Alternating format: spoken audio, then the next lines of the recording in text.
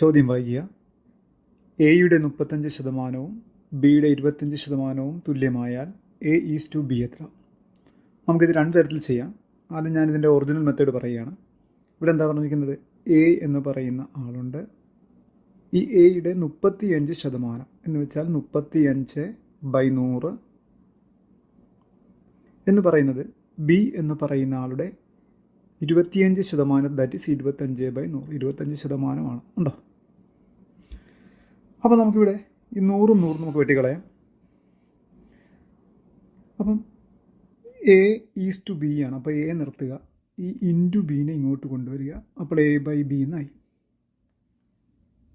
ഇവിടെ ഇപ്പോൾ ഒരു 25 ഉണ്ട്, ആ 25 കാണിക്കുക, ഈ ഇൻറ്റു 35 ഇങ്ങോട്ട് കൊണ്ടുവരിക, അപ്പോൾ ബൈ 35.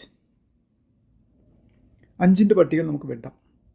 25 ആകുമ്പം 5 5 25, 7 5 25. അപ്പോൾ നമുക്ക് ആൻസർ 5/7 എന്ന് കിട്ടി. എന്ന് വെച്ചാൽ A:B എന്ന് വെച്ചാൽ 5:7 എന്ന ആൻസർ. നമ്മുടെ ബി ഓപ്ഷനാണ് നമ്മുടെ ആൻസർ. ഇത് തന്നെ നമുക്ക് വളരെ എളുപ്പത്തിൽ ആൻസർ ചെയ്യാം. ഇങ്ങനെ എയുടെ 35%, ബിയുടെ 25% ഇപ്പോൾ തുല്യമാണ് എന്ന് പറയുന്ന ഏതെങ്കിലും ഈ രണ്ടാളുകൾ തന്നിട്ട് ഇവയുടെ ശതമാനങ്ങൾ തുല്യമാണെന്ന് പറയുമ്പോൾ നിങ്ങൾ ചെയ്യേണ്ടത് ആ ശതമാനം പറഞ്ഞിരിക്കുന്ന ഓർഡറിൽ പറയുക. എയുടെ 35%, അപ്പോൾ ആദ്യം 35 എന്ന് കാണിക്കുക, പിന്നെ രണ്ടാമത്തെ 25 എന്ന് കാണിക്കുക. ഇതിനങ്ങ് വെട്ടുക, ഉണ്ടോ? 5ൻ്റെ പട്ടികയിൽ വെട്ടി നേരെ തിരിച്ച് കാണിച്ചേക്കുക. ഇതാണ് ഏറ്റവും എളുപ്പമാർഗം. അതാണ് നമുക്ക് ഏറ്റവും എളുപ്പം കിട്ടുക.